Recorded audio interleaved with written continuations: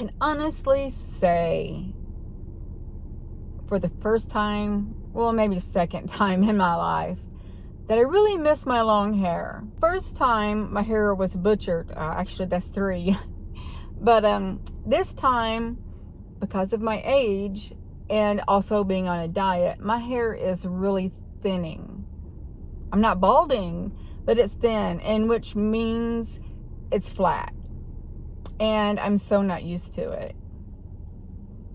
But it grows out, so I'm not upset about it, because I'm at the age now where I'm just like, it's hair, it grows back.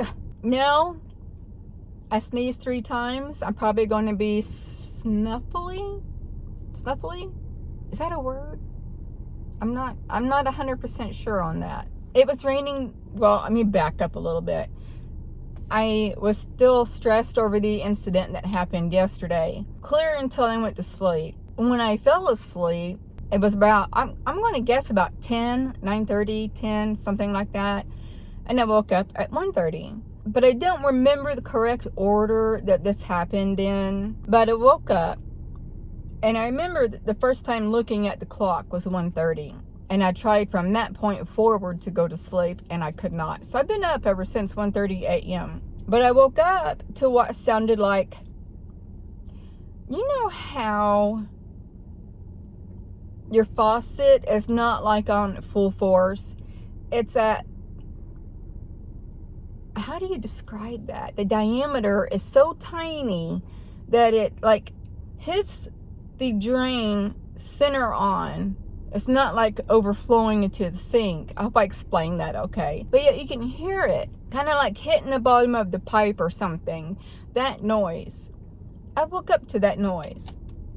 And when I fully awoke, I'm looking around, becoming aware, like, where's that coming from? And it wasn't coming from anywhere, because at that point, I didn't even hear it anymore. But I woke in slight panic mode, thinking, oh my God, this house is flooded. Not sure what's going on. The floors have flooded once before. That's why I'm saying that. And I'm currently in the room that had the most flooding, and there's mold on the walls. And I'm sleeping in that room. And I'm allergic to mold. Anyway, so is my life. So I'm not sure when this next instance happened, before or after. I don't think it was after I woke up. As most of you know, but not all of you, because some of you are still new, I will say that I'm a medium. I see souls of all kinds: extraterrestrial, human, animal, energy souls, orbs, bodies of light, which is what looks like a form of a being, in which the last one I seen, I think, was my dog that had died that night. I had to put him under that night. And it was so traumatizing to me that my grief was on a whole different level. And it was like a year before, I went through a similar thing with his Great Dane brother. Now, this last dog was a lab pit, but they were brothers. I got them at the same time, and they were a month apart. And both of them had very traumatic passings, and it was very, very difficult on me. And I'm not exaggerating when I say difficult. I don't like thinking about it, because I feel like I would break down again. So I'm going to try to keep my calm. I was explaining what I am. Okay, I also communicate in channel and a variety of other things. I'm a hypnotist. I don't know why that word is so difficult, but okay. So anyway, I woke up, and as I say in a lot of my videos, when I see a soul or one's in the room, I'm totally aware. My eyes just fling open, and my eyes are right on them. And now, if I'm facing on my right and they're behind me, my eyes are open and I'll roll and look right at them. I don't look around my room like, where are you? I don't do that. I just know where they're at. How, I don't know. I opened my eyes last night. I'm on my right side, and my hair's, I could feel it flopping. So I opened my eyes, and right in front of me was a soul. But it caught me off guard, so I wasn't scared. I was just, somebody will jump out and bleh. It was similar to that. It was like in black and gray and white hues. And I'm here to tell you that all black forms of energy is not evil. That's not to say that some are evil, because they are, but not all black energy are evil.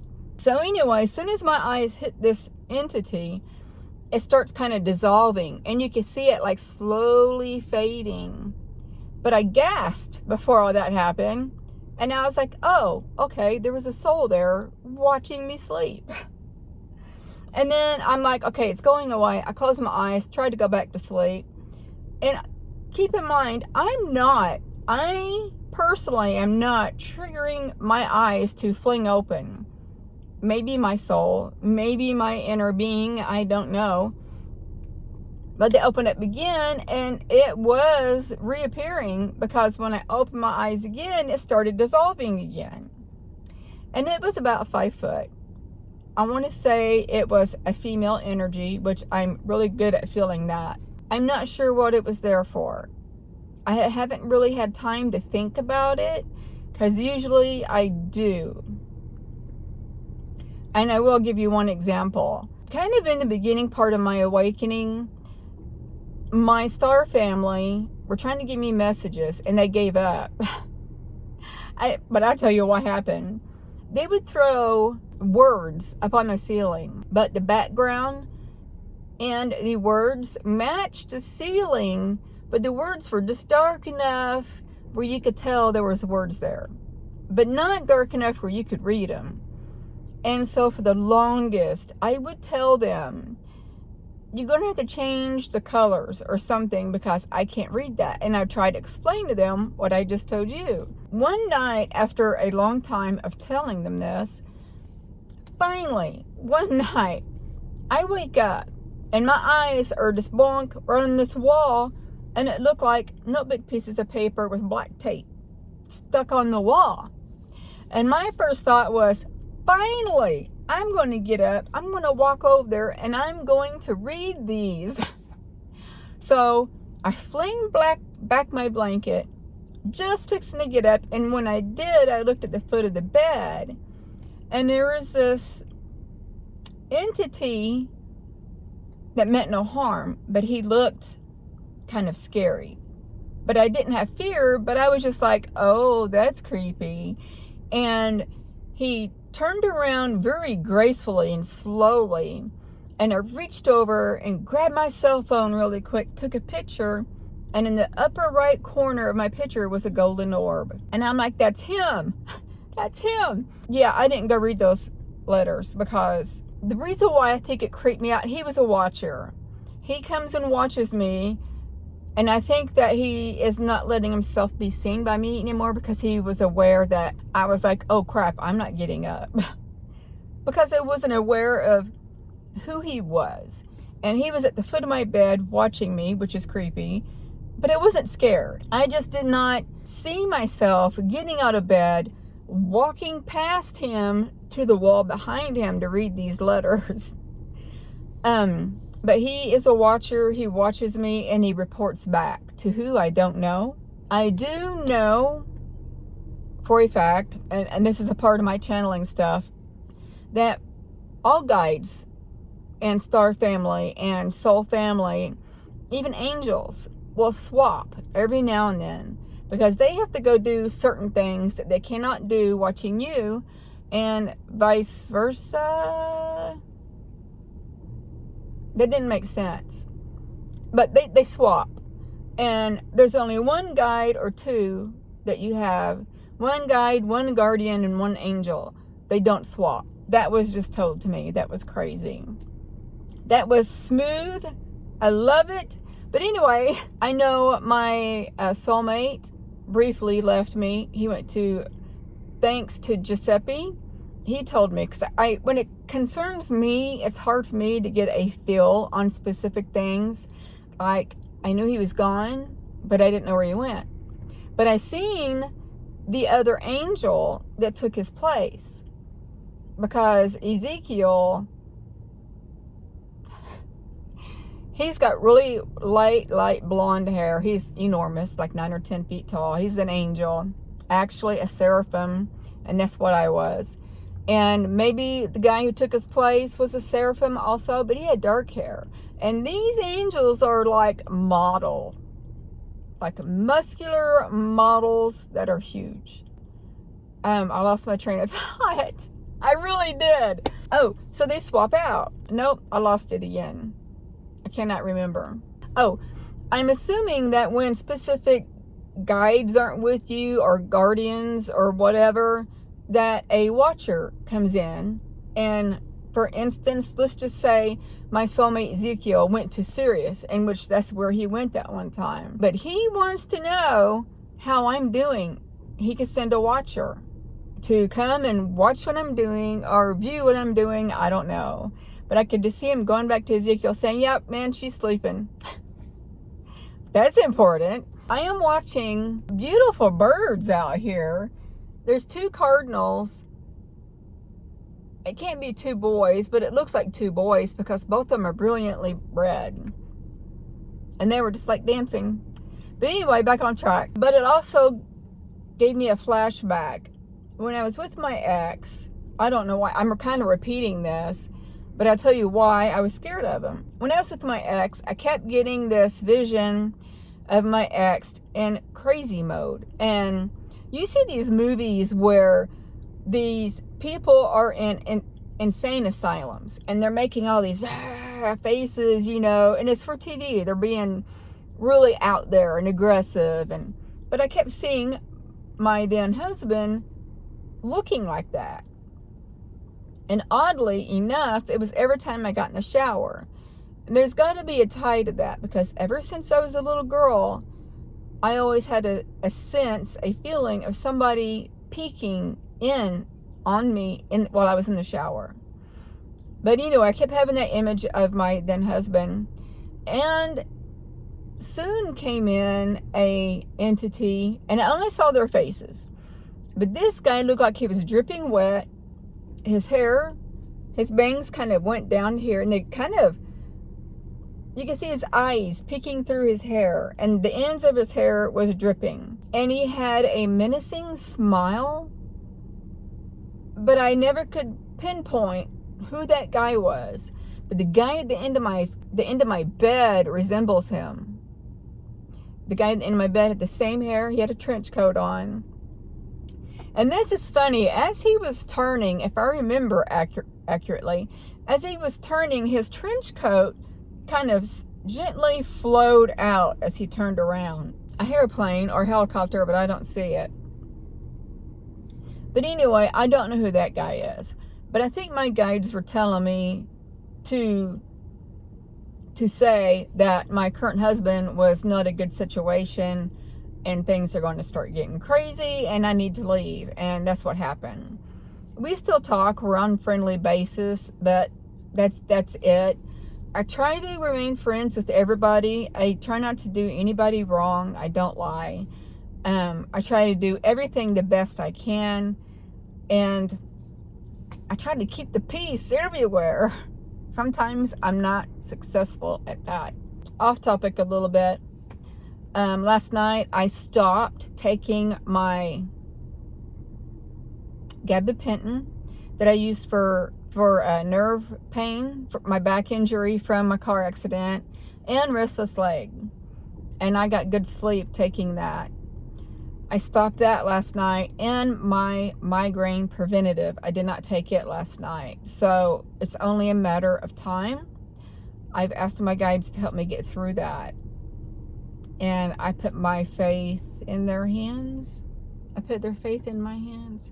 You know where I'm going with that. I want to say I feel a difference already in my memory. I don't think that's really accurate. I just don't think that it's not going to happen that quick. Maybe it will. I don't know.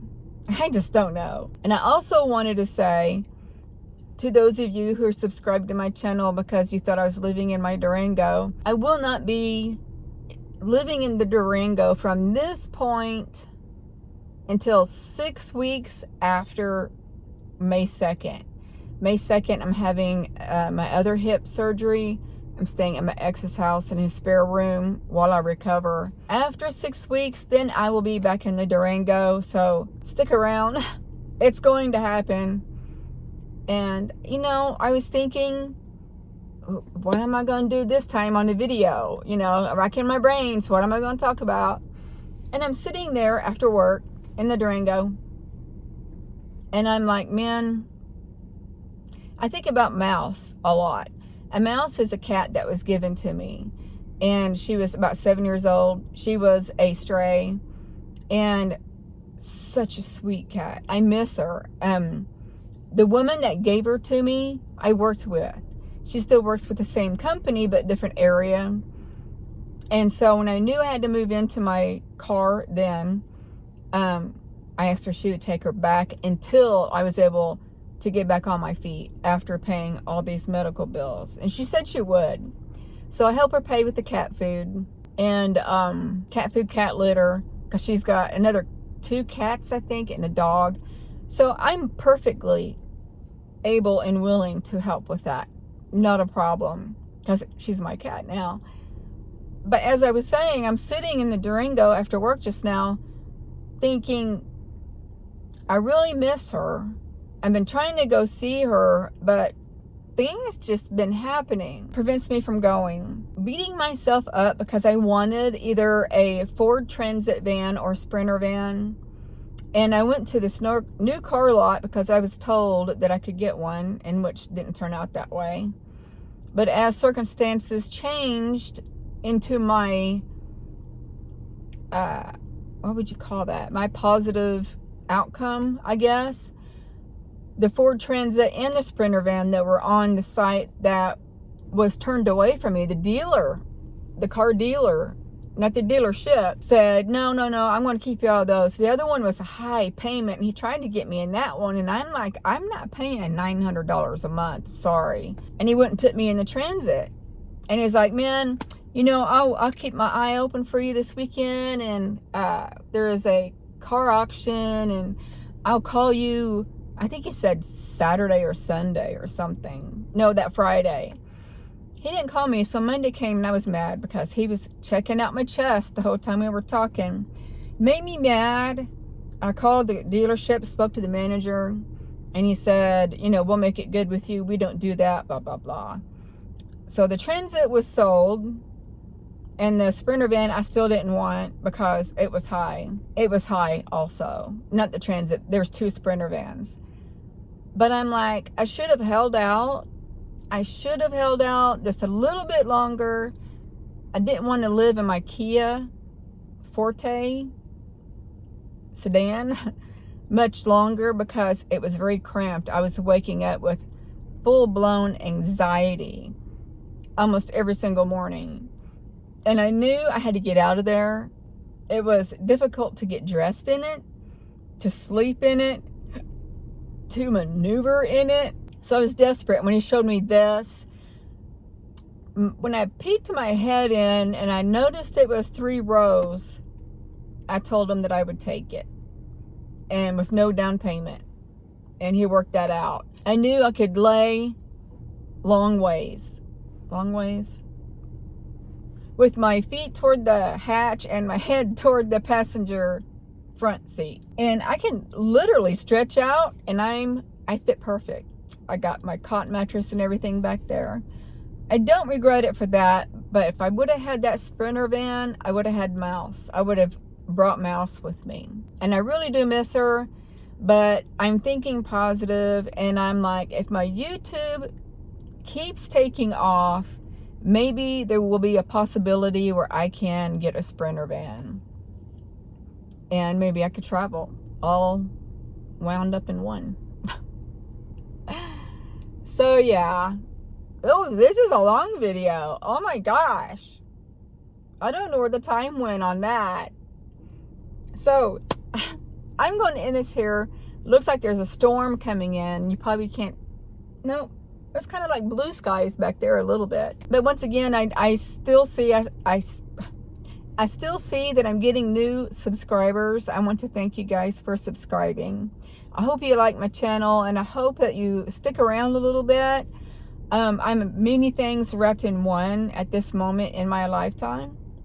So I hope that something reaches out to you and hangs on. Other than that, I love you guys, and I'm going to send all of you love, light, and peace. Bye.